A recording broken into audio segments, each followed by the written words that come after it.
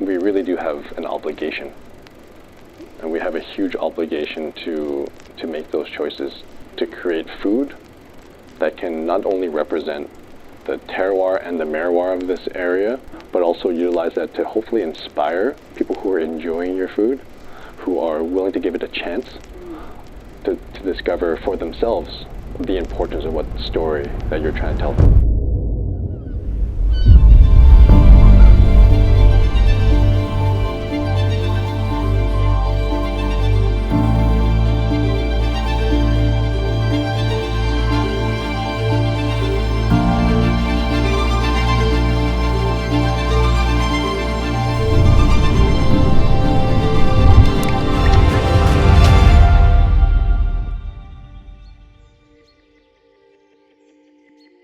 I'm so proud to be here at Moutcha Bay Resort with BC renowned Chef Will Lew, who is the executive chef for Nootka Marine Adventures, and we are here on site at Moutcha Bay. Thank you so much for joining us. Well, thanks for making the journey. It's completely my pleasure. I'm so glad we're here together enjoying nature at its purest form. Yes, I mean, I'm a little bit jealous that you get to call this your office and this is your day job. I mean, being a West Coast guy, what's your favorite part about living on the West Coast and being from BC? I think we don't want to say it's the most typical comment, but it definitely really is the ocean.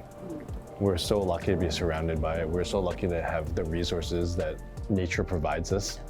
And we are extremely lucky to be able to be stewards of it as well. Wow, you'd like lead me right into my next question. So as a steward of the ocean, how do you integrate that into your cooking? Well, the easiest thing to say is making the right choices. You know, it's so easy to draw from the inspirations of nature that are surrounding us. That it's not hard to think that we really need to make the right choices when it comes down to sustainable products, to ideas of conservation, and sometimes idealistic and sometimes realistic. I love that you were a part of Oceanwise Sustainability Leadership Council. Tell me, like, how did that come about, and what does that mean to you to be a sustainability leader? This is literally my dream come true, because once going to university for animal biology, thinking I was going to become an artist, and it all tying together, becoming a chef who is able to share that sustainability message through the art form of food and through the service and format of cooking.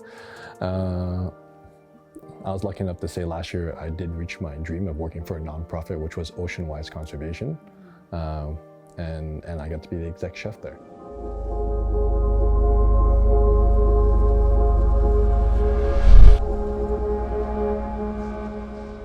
I think if you're a chef and you're going to take inspiration from something, for you it makes sense that you're inspired by the environment and from nature. What was one of the, like, I guess, more meaningful experiences in your life that really helped kind of like pinpoint down into like environment and sustainability? Because I know that that's a big passion of yours as well. I think the life-changing moment for myself, and probably for a lot of us in that moment in time, was turning one of the restaurants at a Fairmont that we used to work with. And the big thing was they had a sushi bar there, they had a fine dining restaurant, and they also had an Italian sort of cafe slash nighttime restaurant as well. Yeah. And our mandate was sort of like, okay, how can we turn this thing into prominence? How can we sort of talk about sushi and seafood in a way that is speaking maybe way more towards the future? And hence, you know, maybe it's a cliche word now, but it's so important still, is like sustainability. Of course. And at that time, you know, no sushi restaurants really were doing any of that thing. So we were able to sort of curate the menu, develop the menu to where we had the biggest variety of ocean-wise recommended sustainable seafood and ingredients, and translate that into something that we were extremely proud of, which was the first 100% ocean-wise sushi restaurant in Canada.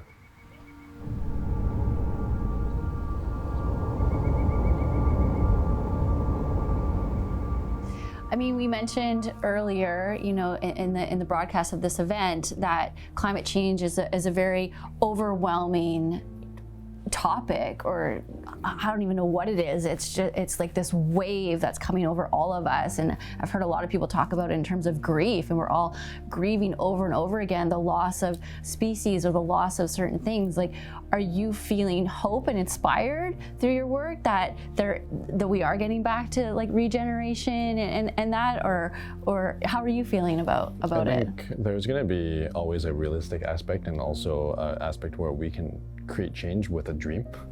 But we also know for a fact that it's almost like it's the year of restorative species, right? And we know restorative species are bivalves and kelp. And if we can just tackle a little bit at a time, even though I'm sure like climate change has already had a huge impact on everything that is surrounding us, but we can also keep kind of giving back to nature in a positive format.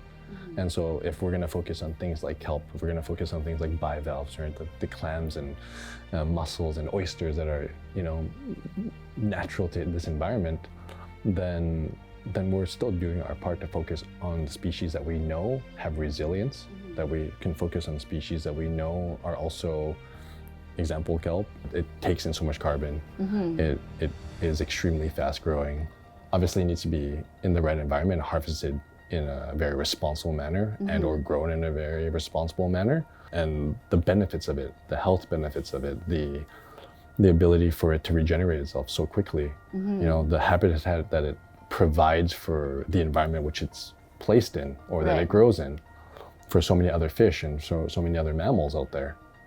We're talking about carbon footprint before too, is number one, we know that kelp takes in a huge amount of carbon. And the fact is, we're sitting on the West Coast, we're in Vancouver Island right now. Yeah. The kelp that we're harvesting is from these environments. So the carbon footprint that we're I guess minimizing is it's literally in our backyard.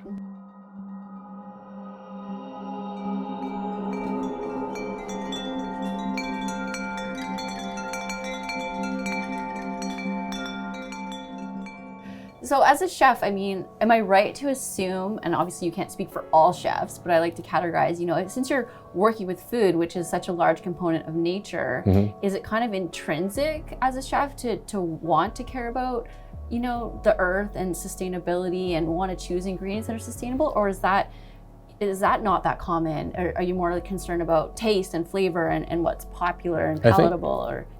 I believe that everyone has their own sort of philosophy of how they want to cook food. Yeah. And we're, I'm not here, I don't think any of us are here to tell people what to do, but we're also here to sort of inspire people to think in a direction where it can benefit both. Of course. Right? Because kelp's going to provide immense flavor regardless, but also it's probably one of the, it's a restorative species, like something that's restorative species is something ocean-wise is mandating and pushing, especially this year, as something that we should focus on if we're going to be harvesting and taking from the ocean. Of course.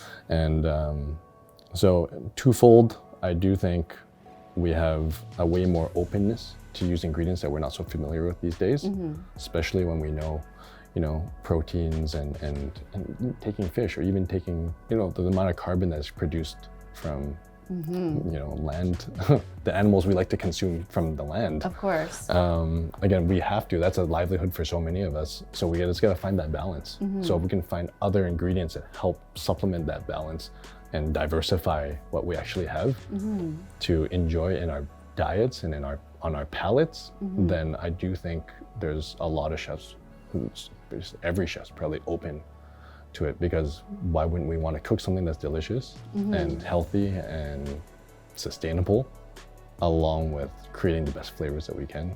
And I think people, as they consume, are starting, you're thinking about your vehicle, or you're thinking about, maybe you're starting to think about your clothes, and then of course it's natural to start thinking about like your food, and there's this whole emphasis on trying to eat more maybe locally or organic and stuff like that. And I think people are educating themselves about what is more local, what needs to be imported, and I love that people are starting to connect their food with things like environmental footprint and carbon and stuff like that. And so seaweed is so interesting to me because it does grow in the ocean. It only requires sunlight in the sea to grow, so you're not requiring any arable land or water or fertilizer. So yeah, I think that to me is what's so powerful about it as an ingredient. Like, what are your thoughts again on like sustainability when it comes to food production, and is it eating locally? Is it eating more plant-based? Like, how do we be more sustainable, I guess, in terms of like feeding ourselves? I think one of my favorite local chefs here, his name's Ned Bell. He was Yeah, the of original. course. Yeah, everyone Yeah. knows Ned Bell. Yeah. Who was one of the pioneers of Ocean Wise. Very much inspirational to me. But one thing that he always likes to say, which I do very much believe and can answer your question very well, is we need to start seeing the protein as the garnish. Oh, as the garnish. As a garnish. Okay. And again, like, we work hard. Food is also a form of pleasure, at the same time. But if we start recognizing the protein, which we think is the main component of the dish, as a garnish, like instead of having a 6-ounce piece of fish or a cut of meat, like drop it down to 4 or drop it down to 3. But then you supplement that with kelp, or you supplement that with greens and anything that we know is a lot more indicative of helping our environment sustain itself and preserve I love itself. that, because that's such, to me, I love innovation, I love change, and that's such a paradigm shift from where we're such a protein-focused society. So I think that's monumental to be able to make a shift from having it be, because that's how I grew up, it's like meat, starch, veg, or whatever, course, but it's always, your meal is always planned around the meat. And so, to go from having it, protein being the star of the show, which obviously is important in terms of nutrition, but to it being more of like seen as the garnish and what else is on the plate. And give the rest of the plate its own like time to shine. Exactly. And I think one of the things, again, just in terms of people leaning into more plant-based or vegan lifestyle, especially with food, is that they're realizing how creative and how flavorful other food can be versus just eating like chicken or like whatever, like when they're starting to cook at home or going out for meals or whatever. It's like, again, like not just, eating carrots or like really diversifying what you're eating and what's on your plate, because the world is so plentiful of so many different flavorful ingredients. So I really, really love that. Yeah. Well, we're really creative beings, right? We're humans, right? So we don't have to just cook the things on land to mix with the things that are on land. Like some of the best combinations are when you're taking, again, from our terroir to our merroir, and mixing those together. Yeah. And it's the human, I guess, the human condition, the human innovation that allows us to do that, because nature itself would never like be cooking a dish. We're creating that dish. We're making that food. We're melding the flavors of the ocean with the flavors of the land. Right. And preferably we're melding the flavors of now, ingredients that are a lot more sustainable, future-minded, like kelp, where we can pair that just as much as a star on the plate as any other protein. Which then again, we know so much nutrients are in kelp, it's hard to say which one's better for you after. Right. Well, thank you so much for the work that you do. I feel so inspired speaking to you. We need people like you influencing, all of our individual choices, helping to bring sustainable options to the table, and just showcasing the environment and nature in artistic forms, and being such a strong leader and mentor. So thank you so much for the work that you do and for inviting us to join you at this spectacular location. Oh, thank you. It's completely our pleasure. Yeah, it's been a pleasure speaking to you. Thank you. Thank you, Chef Will. Thank you.